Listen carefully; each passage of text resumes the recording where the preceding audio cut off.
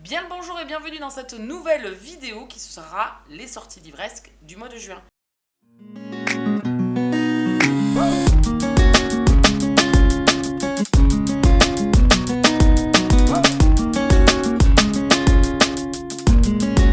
On est en live avec les copains sur le Twitch. C'est ma première sous ce format-là. Je vous propose chaque mois, bien évidemment, les sorties livresques. Mais bon, avec les copains dans le chat et moi en épluchant et en vous montrant ce qui me fait envie au mois de juin, c'est la première. Donc on va essayer que tout se passe bien. Je ne suis pas trop habituée encore, mais ça devrait normalement bien se passer, je pense. Alors j'espère que ça s'est remis dans l'ordre mon diaporama. Je me mets les lunettes. Donc vous pouvez faire coucou au chat si vous passez par là.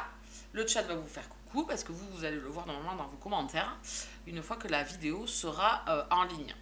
Beaucoup d'entre nous n'épluchent pas. Certains d'entre nous épluchent. J'en fais partie. Donc je vous ai sélectionné. Je crois combien j'ai dit aux copains. J'ai dit qu'il y en avait combien 32 je crois. Alors on va pas tarder. Donc le premier c'est Les Ventes des Sables de Christine Anna qui sort en poche. Alors je l'avais déjà repéré dans les sorties livresques en grand format.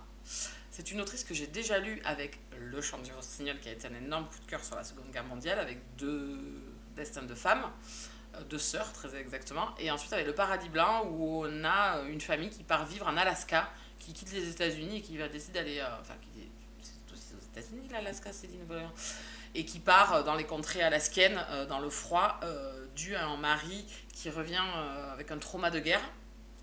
Et franchement, j'avais adoré.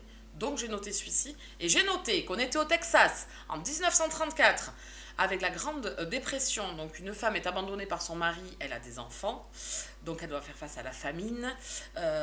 Donc elle hésite entre rester à continuer à cultiver sa terre, sauf que les récoltes sont mauvaises, hein, vu qu'il y a des ventes de sable, etc. Ou partir en Californie. Donc elle va faire... ça va être une histoire de reconstruction, destin de femme. Alors c'est souvent des femmes qui sont mises à l'honneur par Christine Anna. Et du coup... c'est une histoire qui me donne très très envie, donc je l'ai noté. Le Paradis Blanc, c'est un livre sur Michel Berger? Pas du tout. Pas du tout. Alors, on continue. C'est bien ça, ils sont pas dans l'ordre. Donc celui-ci, 30 jours d'obscurité, il sort, parce que j'ai pas les bonnes dates, il sort le 6 juin, lui par contre, celui-là. Ça commence bien cette histoire. Alors, quand on n'a pas l'habitude de faire des vidéos comme ça, c'est un peu compliqué. Donc celui-là, c'est le 6. Allez, go. Donc ici, on est chez Gatmeister, dans la collection Totem. Donc c'est les poches de chez Gatmeister. Une écrivaine un peu snob qui, elle, écrit de la grande littérature et qui se dit que écrire un polar en un mois, c'est largement faisable. Elle décide de partir alors, au pays du froid, hein, en Suède, je crois, et elle va essayer d'écrire son propre polar. Et en plus, elle tombe dans une petite ville où un cadavre d'un jeune garçon est découvert. Donc elle va essayer d'enquêter. Voilà, ça c'est son histoire et ça va... Voilà, 30 jours d'obscurité. Donc écoutez, je n'en connaissais que ça dessus. Ça part en Beast to Fly. Bah oui, m'en parle pas. Ne m'en parle pas. La couve est très sympa, j'aime bien leurs images chez Totem. Ah, j'adore. Je pense que c'est l'image qui m'a arrêté comme une espèce d'aurore boréale, avec cette table, avec cette personne assise au bord de mer. Je trouve ça assez drôle. Et le fait que ça soit une jeune femme un peu snob et qui, elle, écrit de la grande littérature, qui veut écrire, du coup, un polar à voir. Généralement, c'est de bonnes lectures chez Gunmaster, donc... Coucou Gwen, les livres sont classés par température. Mais je pense, je ne sais pas. Ça va plus. Ensuite, on continue avec Dédale le Mortel. Alors, on est avec un mafieux, alors, qui lui se trouve entrepreneur malicieux. Et il a un trafic de jeux et de prostitution. Donc en fait, là, il attend d'avoir touché le pactole pour arrêter ses frasques et rentrer un petit peu dans la vie courante. Sauf que, bien évidemment, ça ne va pas se passer comme il en a envie. Il va vouloir embaucher une jeune femme pour qu'elle devienne une belle de nuit. Et sauf qu'à partir de là, des petits incidents vont des embûches. Donc il va devenir la cible et chaque incident va entraîner en fait quelque chose de pas très sympatoche. Alors non, je n'ai pas. C'est toujours chez Galmaster, effectivement. C'est toujours. J'en avais deux, je crois. Deux ou trois, je sais plus. Deux, je crois. De chez Totem. Et ça faisait un moment que. Enfin, ils n'ont pas toujours des sorties non plus tout le temps. Donc je trouve que là, il y en avait quand même beaucoup pour cette fois-ci. Donc je ne suis pas sponsorisée. Je n'ai pas de partenariat avec Galmaster. Mais c'est une maison d'édition où je trouve que les objets livres sont vraiment très très jolis. Je n'ai pas de code promo non plus. Navré pour vous. Et celui-ci, il sort, je pense, le même jour que l'autre, le 6 aussi. Félicie. On continue avec Trouble de Louise Kennedy qui lui sort à la fin du mois. Il sort pas du tout. Pas du tout. Il sort le 6 juin aussi. Écoutez, voilà, il sort le 6 juin. Ici, on va se retrouver à Belfast avec une jeune femme qui va rencontrer un avocat qui se bat pour les droits de l'IRA. Et c'est une histoire d'amour qui va être un peu compliquée, donc sous fond de conflit un petit peu en Irlande. Et franchement, ça me donnait bien envie.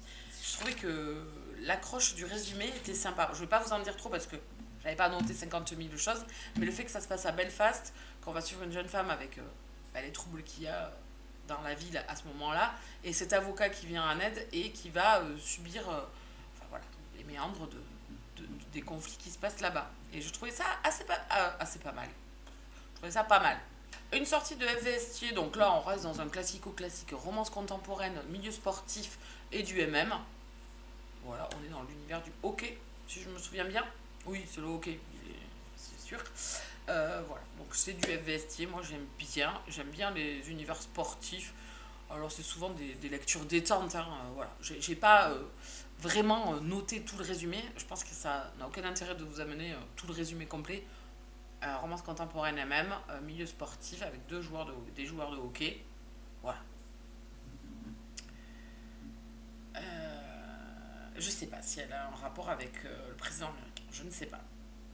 Parfait pour le mois des fiertés, tout à fait, tout à fait. S'il y en a, c'est un tome 2 par contre, récent. Voilà, commencez par le tome 1. C'est mieux. Yakuza. Alors celui-là, je l'ai noté parce que c'est dans l'univers des Yakuza, vous aurez bien compris. Là aussi, c'est une romance. Alors c'est plutôt dark, je crois. Bon, l'univers des Yakuza, on s'en doute un peu. C'est quand même un milieu mafieux un peu sanglant. Et on va suivre une étudiante et un soldat. J'appelle ça un soldat. Yakuza. Voilà, c'est tout ce que j'en sais. Ça me tentait pas mal. C'est un auto-édité. Donc je suivrai un petit peu les retours sur ce roman-là. Voilà, la couverture est très sympa, effectivement. Donc elle me plaît bien. Donc c'est un tome 2 et de couples différents pour investir. Pourquoi je suis en photo sur la couve? Tiens donc, je me demande ça. On poursuit. Alors celui-ci, il sort le 10 par contre. Il sort le 10 juin. Il était sorti en numérique au mois de mai et là il sort en papier. Donc c'est 200 Royal, le tome 1, Le sang qui nous lie, de Carla Nicole.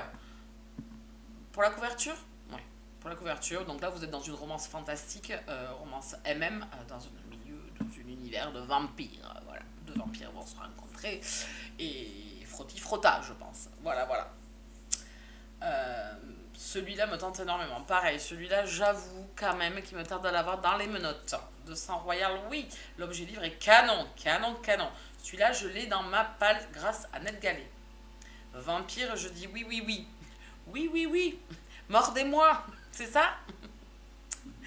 Donc voici pour celui-là. Bon, je ne vais pas m'étendre non plus là-dessus. On continue. Alors toujours chez Bookmark là aussi, une suite de saga Agent secret. Je ne vais pas rentrer dans le détail non plus. Romance contemporaine, plutôt romantique, suspense MM. Univers d'agent secret. Moi, ça me tente beaucoup. J'ai jamais commencé la saga. C'est un tome 4. Mais je la note à chaque fois qu'un tome sort. Parce que je suis bien tentée, ma foi. Et il sort le 12 juin. celui-là. Le 12, c'est tout mélangé. En fait, le diaporama, il me fout tout en vrac, alors que moi, je me suis fait chier à ranger, si j'avais su. Voilà, tant pis, c'est pas grave.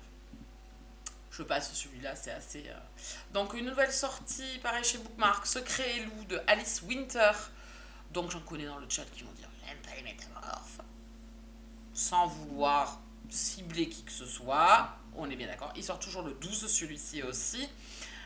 Donc là, on est avec un tueur à gages qui va rencontrer donc un métamorphe. C'est un Enemies to Lovers. Voilà, romance fantastique, plutôt urban fantasy. Et même, je dis oui, la couverture est magnifique. J'adore le panache de couleurs différentes. Elle est vraiment très très belle. Donc oui, je pense qu'il va être dans les demandes que je vais faire. Je suis encore en train de réfléchir parce que j'ai pas fait mes demandes encore pour le mois de juin. Mais ça me titille quand même. Hein. Je suis en train de lire le tome 2 de Agent Secret. Coucou Sève, j'aime pas les métamorphes, tiens. Mais j'aime beaucoup Alice Winters. Et ben voilà. Bon, pour celui-là, je passe. Donc celui-là, je vous l'ai présenté pour le mois des fiertés avant-hier, en story, pour des recos envie. Alors moi, c'est une envie parce que la couverture a changé. Ça s'appelle La Chambre de Giovanni. C'est un roman qui est déjà sorti avec une autre couverture où un homme était tendu sur une méridienne.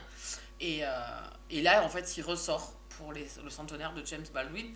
Et il y a son autre roman aussi avec... on parle d'afro-américain. Voilà, ça me tentait bien.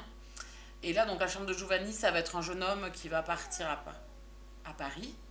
Et il va rencontrer Giovanni. Et il va avoir des sentiments pour lui, même s'il est fiancé à une autre femme. Voilà. Donc je vous la fais vraiment courte. C'est un roman qui me tente depuis longtemps. Je l'avais vu chez Flowfly. Et donc depuis, j'ai envie de le lire. Et celui-là, je vous ai pas dit la date, mais parce que le 15 juin, il sort.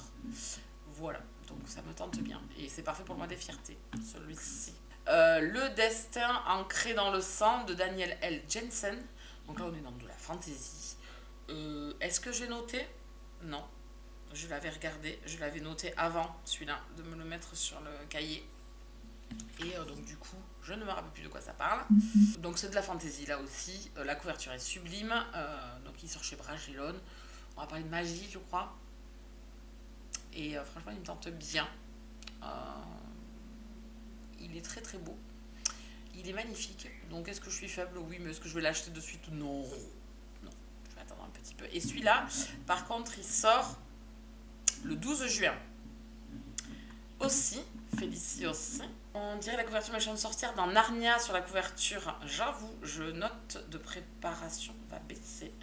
La note de préparation va baisser. Oui, bah désolé, celui-là, des fois j'en mets avant. Et donc du coup après je reviens pas forcément dessus. Mais je l'avais partagé en story. J'avais dit, celui-là il me tente quand même fortement. Donc c'est de la fantaisie. Hein. Donc Swan Hill, le tome 5, Retrouvailles de Anna Jacobs, c'est de la romance historique. Vous allez suivre dans chaque tome un couple différent, femmes, hommes, qui partent d'Angleterre ou d'Irlande et qui migrent vers l'Australie, qui est un pays jeune, un nouveau pays, une nouvelle contrée. Donc pas mal d'Anglais partent s'installer là-bas. Et donc c'est leurs histoires.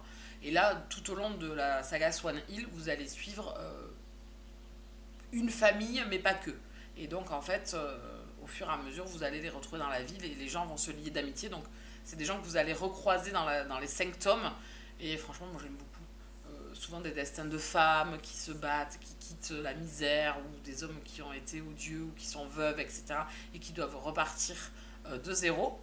Et j'avoue que j'aime beaucoup. Il y a des kangourous dedans. J'en ai pas vu encore. Écoute ça. On continue avec L'ombre de la sultane. Alors là, on est vraiment dans les 3 vœux du djinn.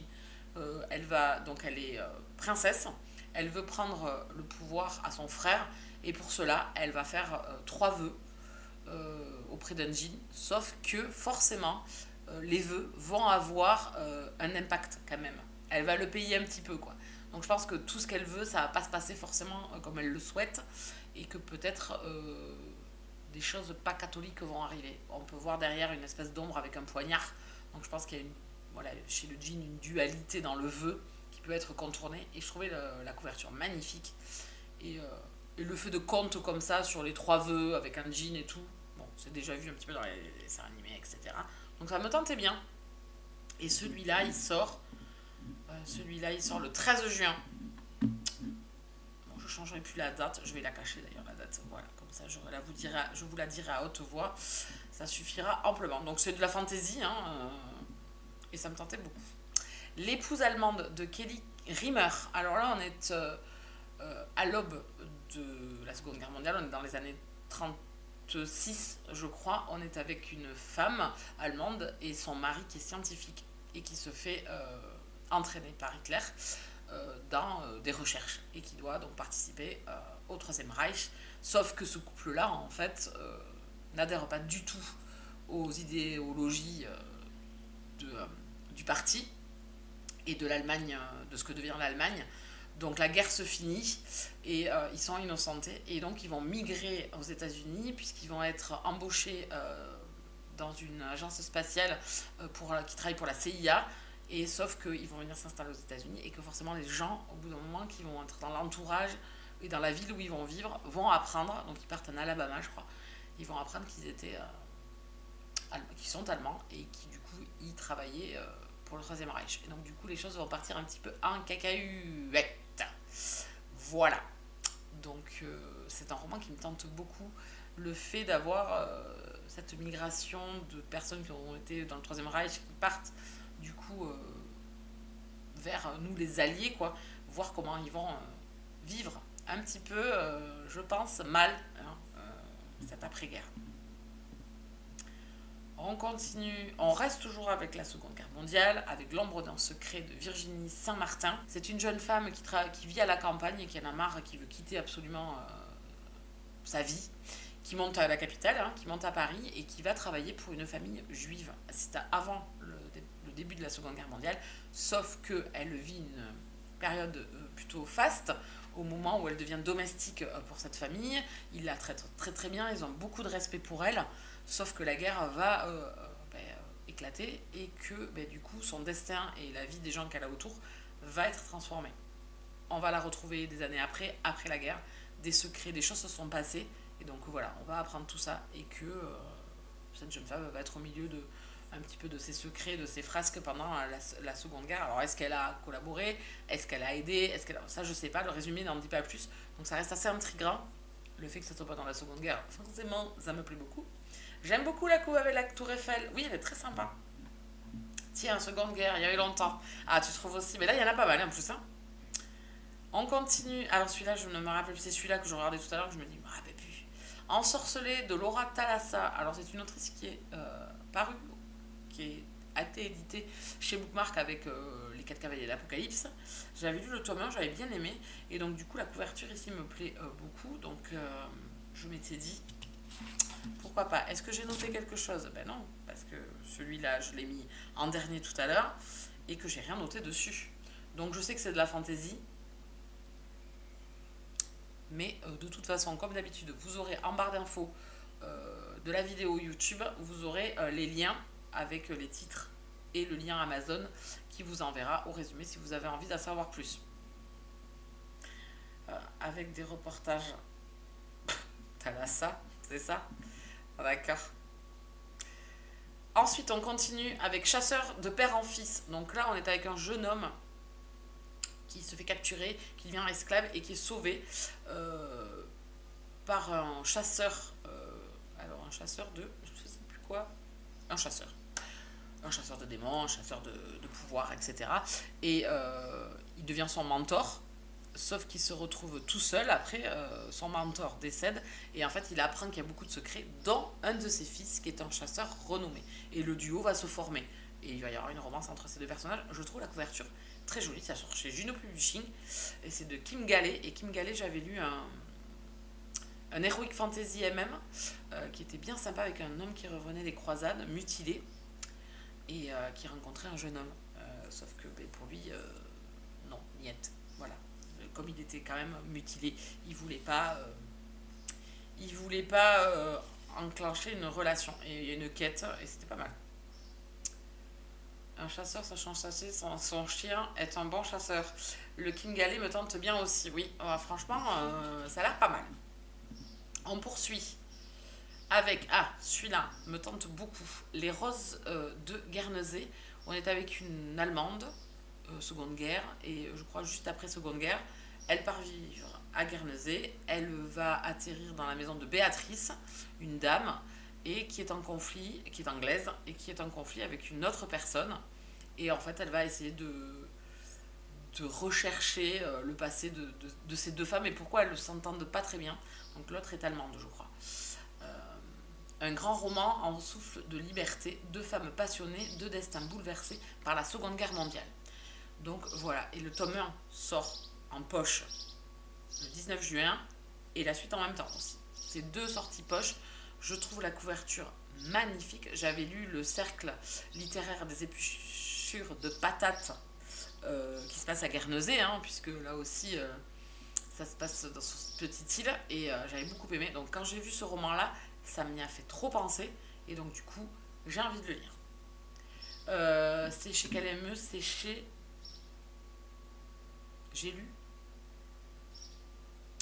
J'ai lu ou Pocket. Merdasse. Ça en sort en poche, mais je me rappelle plus la maison d'édition. Mille excuses, les copains. Si en plus je dois connaître les autres, je sais plus. C'est un poche de... Alors je crois que c'est ou Pocket ou J'ai lu. Et ça donne envie. Donc il y a le tome 1 et le tome 2. On continue avec Les braises de la guerre. Donc c'est un tome 1, La guerre des cours égarés de Carissa Broadbent, la pauvre, celle-ci. Donc qui sort aussi encore une nouvelle fois avec une nouvelle saga chez Bookmark dans la collection Lost Kingdom. Dans cette histoire, on va être avec une romantaisie, avec de la magie, une esclave qui s'appelle Tisana, qui a quelques pouvoirs, quelques dons, et elle va devoir sauver, bon pareil, dans les fantaisies, là tu sauves toujours la planète, et donc elle va devoir s'allier avec un magicien reclus qui s'appelle Maxentarius, je l'ai noté parce que... Et donc entre eux, c'est un peu... Ouais, ça ne s'entend pas, il va y avoir une relation. Et elle va devenir son apprenti en fait à ce sorcier qui vit reclus et qui ne travaille plus sous les ordres de la grande caste des magiciens, quoi, si vous voulez dire comme ça. Je vais arranger les trucs à ma sauce. Donc voilà, il me tente trop. Je pense que je vais le demander en numérique parce qu'il me tente trop. Et on va pas se mentir que les romantaisies de chez Bookmark, surtout chez Lost Kingdom, me tentent bien. C'est une autrice que je veux absolument découvrir. Voilà, donc écoutez, je pense que peut-être je demanderai le numérique. On poursuit avec une Seconde Guerre mondiale, là aussi. Les enfants de la dernière chance. Je l'ai noté tout à l'heure. Et du coup, les enfants de la dernière chance, c'était quoi ?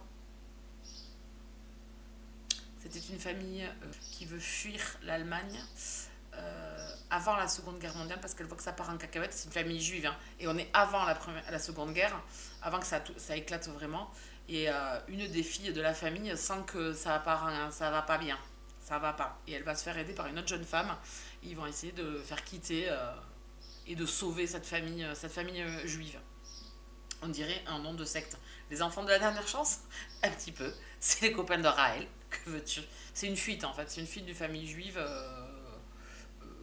pendant la montée du Troisième Reich. Donc toujours pareil, ça me tentait bien.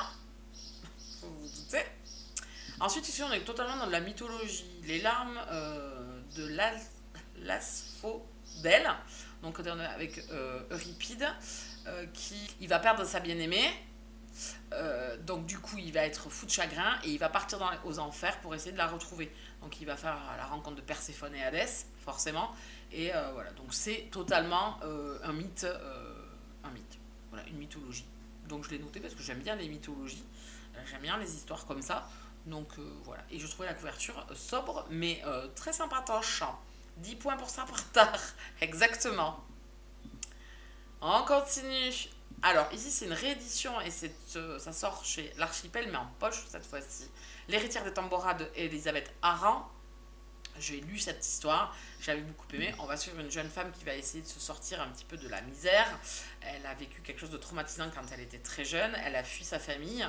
Elle a trouvé une autre famille d'adoption, on va dire, jusqu'à qu'arrive un événement qui va encore bousculer sa vie. Et du coup, elle vit en Angleterre et elle va migrer là aussi, elle aussi, dans l'outback australien, donc au fin fond de l'Australie, où elle va retrouver sa tante qui a une ferme, une demeure, et elle va lui venir en aide et elles vont se reconstruire en fait dans cette petite ferme aidée par d'autres personnes et donc elle va faire la rencontre aussi d'un jeune homme. Donc c'était une histoire fort sympathique. Euh, c'est voilà, c'est vraiment quand on dit un roman d'évasion, c'est vrai qu'on a l'impression d'y être et que c'était vraiment de l'évasion. Il y a une petite romance.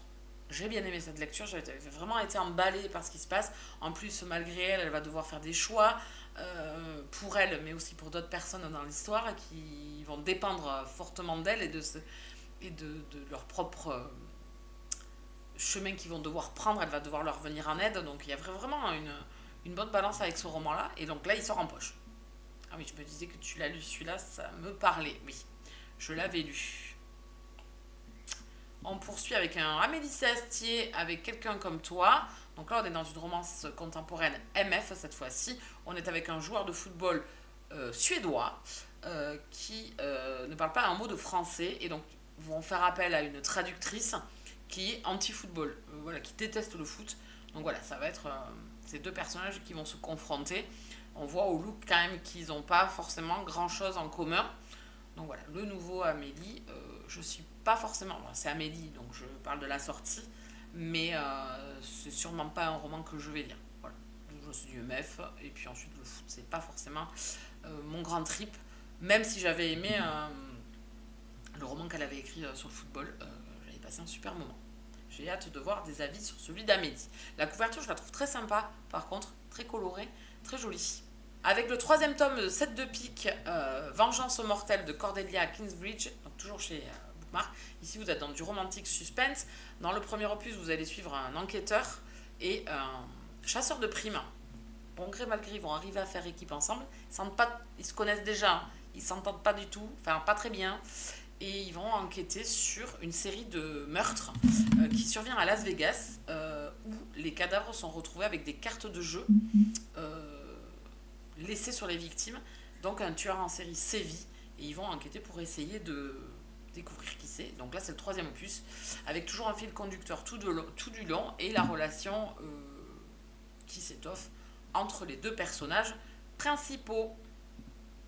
J'aime beaucoup. J'ai hâte de découvrir ce troisième tome. Le livre perdu d'une pirate de l'Edelweiss de Brianna Labusque. J'espère que je n'écorche pas son nom. Alors ici, pareil, vous allez être au lendemain de la Seconde Guerre mondiale, 1946. Donc il y a eu pendant la Seconde Guerre mondiale, ils ont monté les Monument Men, donc ces personnes qui essaient de retrouver le pillage qui avait été fait sur les œuvres d'art depuis, alors avant la Seconde Guerre mondiale déjà, hein, toutes les œuvres d'art pillées, et après la Seconde Guerre, ils se dirigent vers l'Allemagne et vont aller essayer de retrouver un petit peu ces œuvres d'art perdues, autres et lieux et tout ce qui a été pillé. Et donc une jeune femme bibliothécaire qui n'est absolument pas soldat. Donc les Monument Men, ils ont sévi pendant... Enfin, ils ont sévi, pas sévi, mais ils ont aidé. Ils sont allés sur les routes avec les soldats, les vrais soldats, pour essayer d'aider. Et ils ont continué après la Seconde Guerre jusqu'en 51, je crois, pour retrouver un petit peu tout ce pillage qui a été fait en Europe.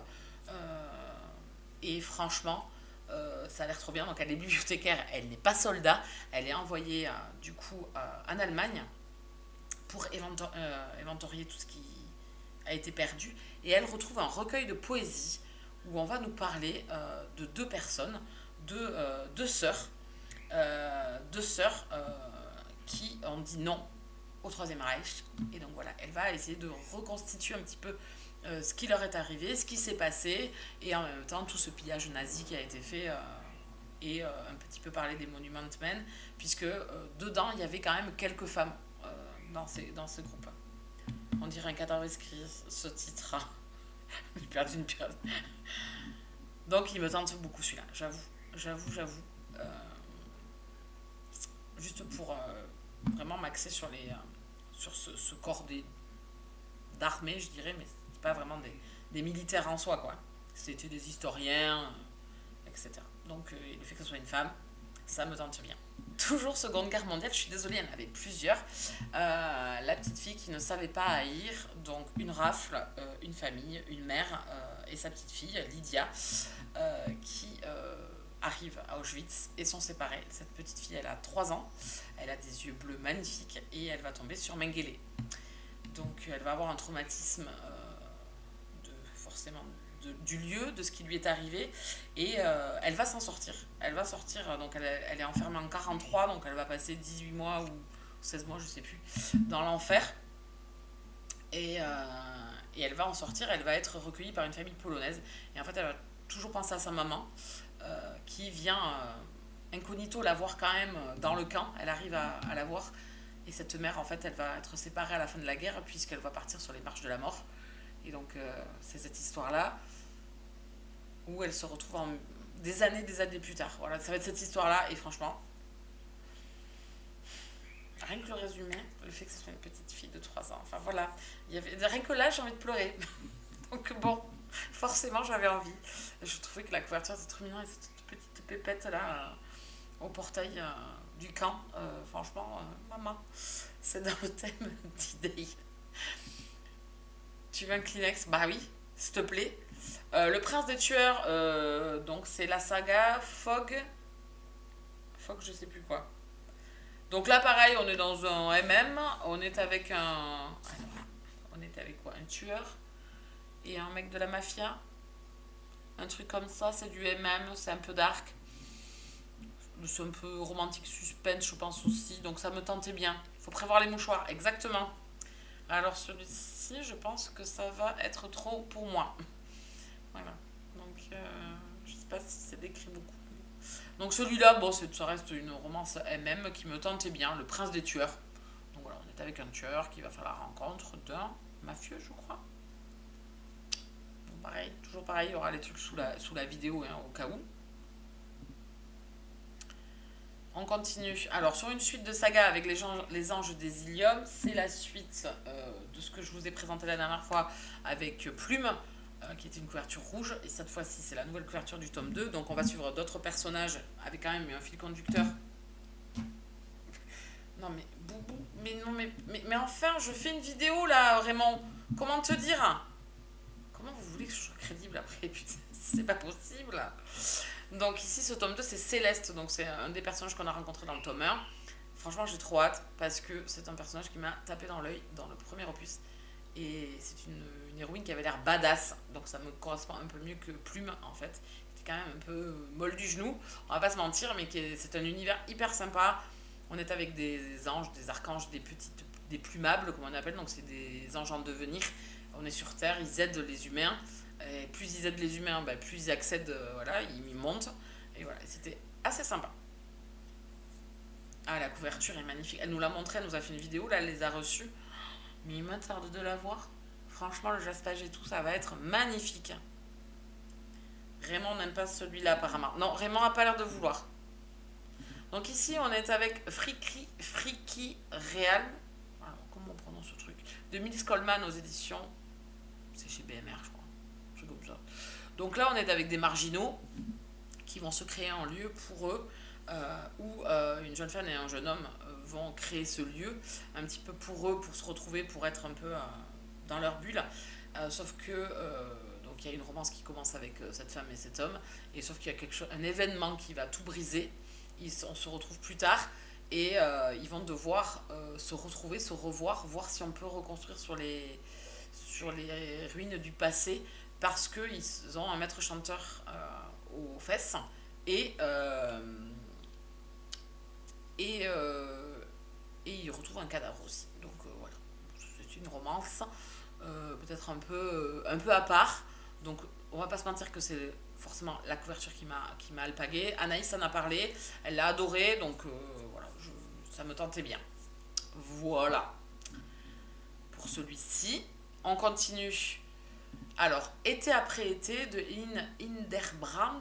Donc ici, on est avec, en 93, l'été 93, au Nantucket. On est avec une famille, une jeune femme, qui fête l'anniversaire de son frère et va rencontrer un jeune homme dont elle va tomber éperdument amoureuse. Ils vont passer un week-end secret, parce qu'ils vont pas le dire aux autres, parce que c'est un peu un amour impossible. Pourquoi? Je ne sais pas. Ils vont passer un week-end sublime. Et ils décident, après ça, chacun va faire leur vie. On va se retrouver en 2020 et on va revenir sur le passé de ces personnages, puisque certaines personnes n'ont jamais entendu parler de lui. Et en fait, on apprend que c'est ce couple-là qui s'est uni pour un week-end, se retrouve chaque année, un seul week-end à Nantucket. C'est leur moment, pendant des années et des années et des années. Donc, ça me donnait trop envie de découvrir cet amour où on vit un amour séparé, quoi, en fait, et qu'on a que quelques heures ensemble une fois par an. Franchement, ça me bottait trop. C'est mon année de naissance, je suis leur enfant. Et bien voilà, peut-être. On continue, on va arriver vers le bout là, non? Le bout du bout. Jack. Donc Jack revient de la guerre. Jack devient un vagabond. Il arrive dans une petite ville du Missouri, à Saint-Louis. Non, pas petite ville. Saint-Louis, c'est quand même une grande ville. Bon, à l'époque, peut-être pas. Donc, on est après la Seconde Guerre mondiale. Donc, il vagabonde. Il va vagabonder et il va s'arrêter dans une ville, donc à Saint-Louis. Et il est épris de poésie. Et il va faire la rencontre d'une professeure qui s'appelle Della, qui est une professeure noire et fille de pasteur. Donc, on va être dans un amour, une histoire d'amour magnifique, avec des mots, avec des passages, je pense, hyper émouvants. Avec une posture morale, la ségrégation, tout ça mélangé, ça me tentait trop, cette histoire. Il sort en poche là aussi chez Babel et j'ai envie de voir, voilà, cette relation forcément d'un homme blanc avec une femme noire à une époque où non et donc j'ai envie de voir comment leur amour déjà va naître. Et qu'est-ce qui va leur arriver, et qu'est-ce qui va se passer, et comment les gens vont réagir. Pas bien, on s'en doute. Hein. Voilà, on s'en doute. On continue avec le tome 2 de Four Wings. Ce tome 2, donc c'est de la romantaisie. On est dans un univers, voilà, de royaume, avec des dragons, un petit peu à la Game of Thrones, mais très romancé. Forcément, le tome 1 est dans ma wishlist. Donc j'ai noté le tome 2, bien évidemment. Hein. Voilà, j'ai pas lu le résumé, parce que ça spoil, c'est un tome 2, on a dit. Hein. Donc je passe. Hein. La disparition de Chandra Levy. Donc là, c'est dans les éditions Society de 10-18, où on va suivre des affaires qui ont réellement existé, comme l'affaire Emmett Till. Donc c'est un roman qui était sorti pareil, sous ce même format 10-18. Et ici, par contre, une jeune femme disparaît. La police est dépêchée pour enquêter, sauf qu'ils n'en ont rien à faire, puisque ils partent du principe que des gens qui disparaissent du jour au lendemain, il y en a plein, et qui ne s'arrêtent pas forcément à ça. Donc du coup, cette jeune femme, le truc qu'il y a, c'est qu'elle est la maîtresse d'un député démocrate, et que, en fait, l'enquête s'embourbe, des erreurs sont faites. Où est cette femme? Est-ce que des gens de la politique s'en mêlent et veulent étouffer tout ça? Donc voilà, c'est un fait réel, et ça me tentait bien. J'avoue que l'affaire Emmett Till, sortie sous le même format en poche, me tente beaucoup. Et donc du coup, je suis quand même fortement intéressée. Jamais entendu parler non plus. Four Wings, je connais pas. Ah oui, je pense. J'espère ils vont faire l'affaire Xavier Dupont de Ligonnès dans cette collection d'enquête. Alors je ne sais pas. Tu peux leur envoyer un message pour voir si c'est le cas. Je ne sais pas. On continue avec Épices et Love. On revient chez Galmester dans la collection Totem. Alors ici, c'est un truc complètement branque. On est avec une rockstar obèse qui sort avec une top modèle et qui est un addict au sexe. Donc il a toujours peur que sa femme se barre, mais il a des envies, donc avec d'autres personnes. Il décide de partir en voyage en Thaïlande avec sa femme pour donner un second souffle à leur histoire. Et elle se fait kidnapper par un pirate. Le nom du pirate, je ne me rappelle plus, mais j'étais pied de rire. Ça s'appelle Porn, South Porn, un truc comme ça. Voilà. Donc il va essayer d'aller du coup la retrouver, la rechercher et tout ça. Donc je pense que c'est complètement barré. Mais justement parce que le fait que c'était barré, qu'il y avait un schmilblick énorme dans cette histoire, je me dis, ben, franchement, ça me tente bien. Rien que la couverture avec le mec avec son arme, la nénette en maillot de bain sur son épaule, franchement, je me dis, mais ça a l'air complètement taré. Ça me tente. Ça, j'adore la politique américaine. Voilà, donc je pense qu'il y a une magouille politique aussi dans le truc à voir. Voilà. Non, mais le résumé est complètement live, barré. Voilà, et le fait que ça soit complètement dingue, comme tu dis, Roro, mais franchement, ça me tentait trop, moi. Et bien, je crois qu'on est arrivé au bout. Et voilà, on revient au bout. Donc voilà, nous sommes arrivés au bout de cette vidéo des sorties livresques du mois de juin. Je suis désolée, comme d'habitude, il y en a énormément. La vidéo était très longue. En plus, le fait de le faire en live, ben, ça prend un peu plus de temps aussi. Merci en tout cas de l'avoir regardé. J'espère que vous avez des sorties que vous avez repérées, que vous allez faire de beaux craquages au mois de juin. N'oubliez pas de vous abonner si vous passez, mettre un pouce sur la vidéo, la partager, enfin tout ça, à me retrouver sur les réseaux sociaux, Instagram, en MP si vous voulez, ou dans les commentaires, ou sinon dans les soirées Twitch avec les copains, puisque là on le fait en live. Et franchement, c'était très sympa parce que du coup, on voit défiler les petits avis des copains. Je vous laisse ici. Je vous souhaite une bonne soirée. Bisous câlins.